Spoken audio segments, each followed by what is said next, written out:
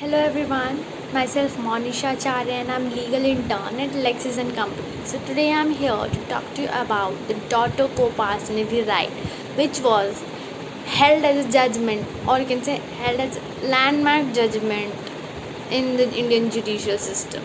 That case was Vinita Sharma versus Rakesh Sharma 2020. This was the landmark judgment after which daughters start getting the equal co-partnership right in ancestral property also.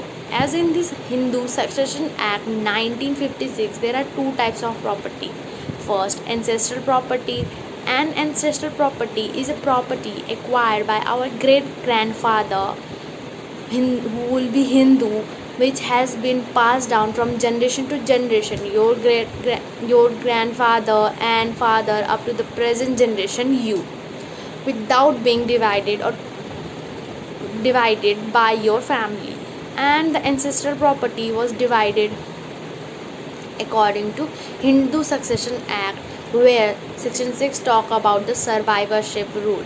In this, for example, there is one person who inherit the ancestral property from his father, and he will give that to his son, then his son to his son. It goes on to the male member only. So this rule stated that the survivorship of property will be only allotted to male member and not to the woman of the family. This was the previous provision, as now in the after this case the provision was set aside.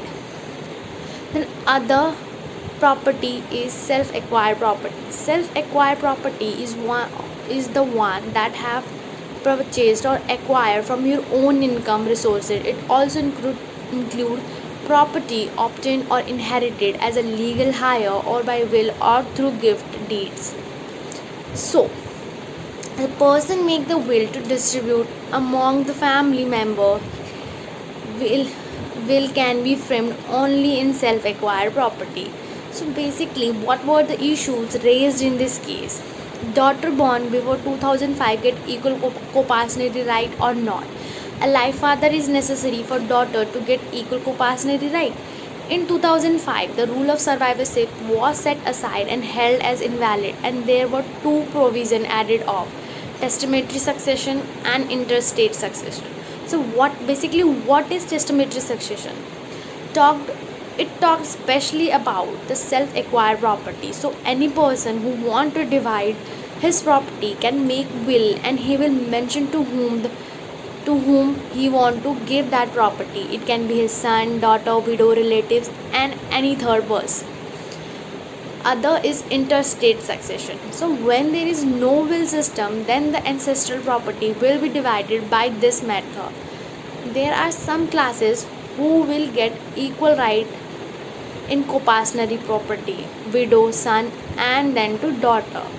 Before 2005, there was no column of daughter in co-parental property, and after 2005 amendment, the daughter is also included there. It means that daughter can claim for the ancestral property of the father. After 2005 amendment, it was stated that like son, now daughter will get their co-parental right in the property by birth. Like son, daughter have now equal liability. The 2005 amendment was said to be operational from 9 November 2005, and the question arises, what about the daughter born before 2005? The answer is yes, they will get their right in ancestral property, because in judgment Supreme Court held that daughter will gather the co-parental right by birth, and a live father should not be the matter of question. The father is alive or not, she will be entitled to the ancestral property as equal co-partner of the family. So we can conclude that this judgment have given right to the daughter which was snatched up by the society, or you can say by the patriarchal society thinking. Laws have made many reforms in past few years in favor of daughters, and they can demand for their rights too. I hope you have understood this topic. For more such information and knowledge, do not forget to subscribe to our channel and do like, share, and comment. Thank you and have a good day.